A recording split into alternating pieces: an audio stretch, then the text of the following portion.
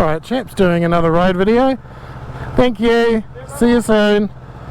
Down here at TSS, and I am taking out this Kawasaki Z650. Now this is last year's model, but as I've been told that it's pretty damn close to current, so it more or less counts. And I am really starting to feel these naked sports bikes, so let's get stuck in. We've got to get away from these roadworks first, but yeah. Oh, that's a cool Harley. Oh, that's my Harley!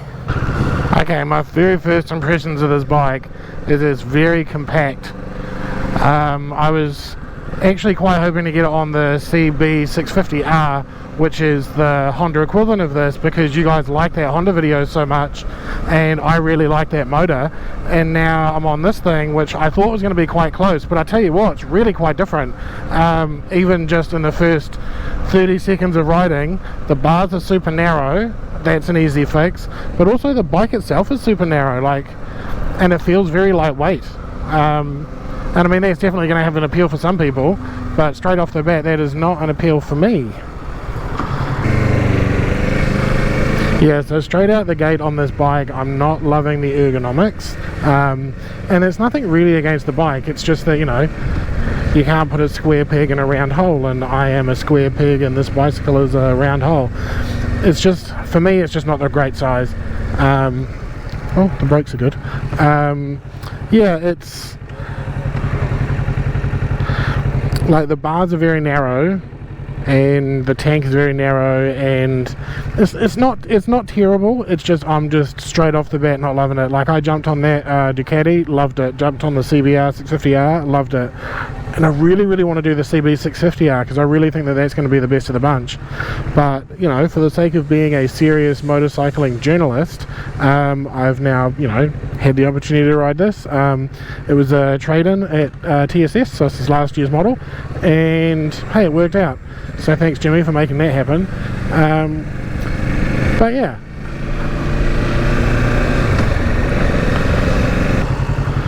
It does feel like, even just on the motorway down here, it feels like a very light bike. Like the CBR 650 felt like a much more heavy, significant, sort of stockier bike, whereas this feels like, it feels like a much smaller bike, and it's very easy to maneuver, like tipping it in, super easy. But the thing that I do like about this bike is that it has definitely got that big bike, well, that 650-ish power, which is very noticeable in this. Like, this thing is pretty damn quick, and I think what that then translates to is slow bike or small bike going fast is more fun than big bike going fast, because you can use more of the power and it feels like you're being a bit more, you know what I mean. I think you know what I mean. But yeah, so it's kind of, it's one of those things. And don't get me wrong, I like that. I mean, everybody likes popping wheelies on a nifty 50 and going, look how fast I'm going on that. This is the kind of the next iteration of that, you know. It's a learner's approved bike, but you can probably ride it pretty much to its nth degree, and it'll feel like you are riding it to its nth degree because it's so small and it feels like you're really throwing it around, which, I mean, for me, hey, that's good fun. That is good times. Hello. Could do with an exhaust though.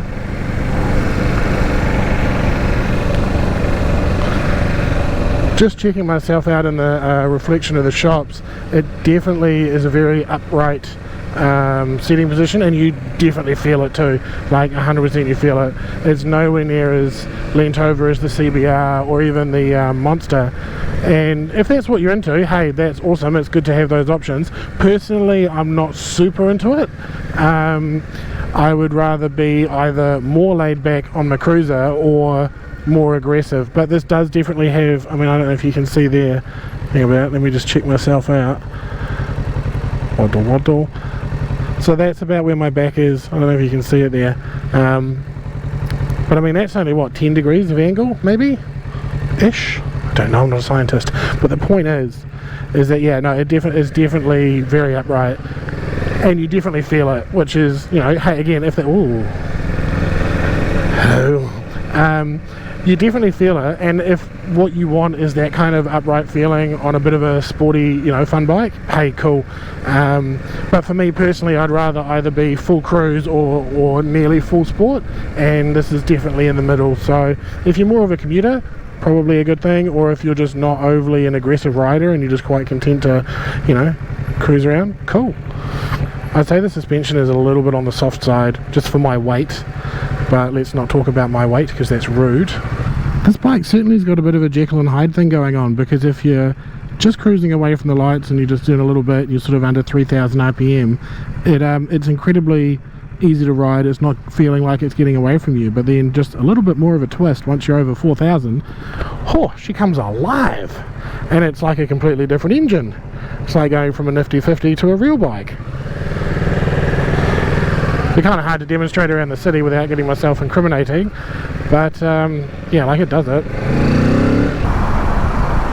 Ooh, nice little backlight accent. Oh, that looks quite good at night actually. I quite like that. If you're looking at the dash there, it kind of illuminated blue a bit, and I don't know how well you can see that on the GoPro, but I like it. Okay, so this is an interesting bike, but it's an interesting engine. It feels quite torquey, like it feels like it's got plenty of torque, much like the other big bikes. But I tell you what, that torque doesn't come in until late, or until you really feed it some juice. But then it feels like you're accelerating all the way through on torque, not on horsepower. So that's different. And because you're accelerating on torque, it makes you feel like you're going faster than you are. Now, I'm all about that, because if it feels like you're going faster than you are, then you're having the right experience of fast acceleration without actually having to go too fast and get yourself in trouble. Because nobody likes getting in trouble. It'd be interesting to see the spec sheets and compare them, and then do some like head-to-head testing under controlled conditions that aren't open roads. But you know what I mean. We're far from that scientific here at the Empire. I'd say for this little motorway jaunt, this bike's actually quite good as a commuter. Like, it's quite content sitting at 100k, absolutely no problems, in 6th gear. What are we, just under 5,000 RPM? And it's very stable, it's very easy if you want to move around bits of the road or whatever. The little visor's alright, it doesn't quite get up to my helmet in terms of what it's blocking, but I mean, it's doing its job as far as I can tell.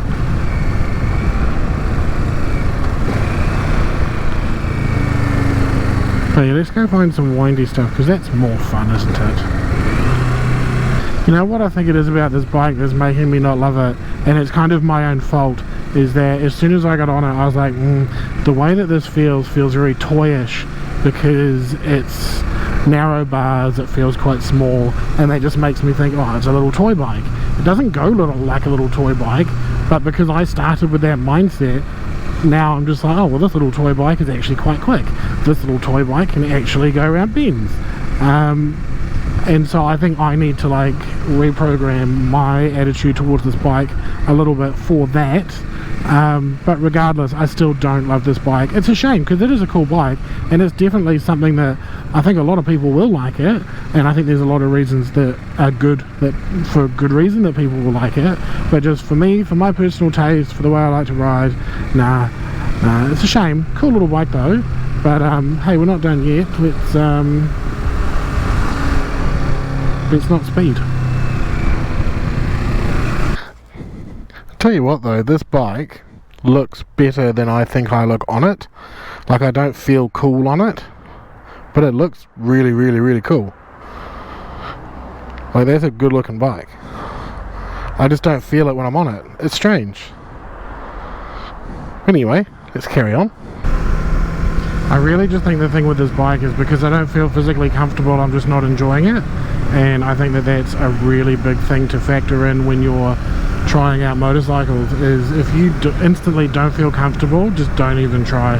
Like, I guess it's sort of, you could say the same about like Tinder or something, you know, like if you get to the bar and you meet her and you're like, wow, this is just instantly uncomfortable, just be like, hey, look, it was nice to meet you, let her pay for the drinks, and then off you go, you know. Like, it's just, I didn't like this bike as soon as I got on it, just because of the ergonomics, and I still don't, and I'm finding it really hard to enjoy.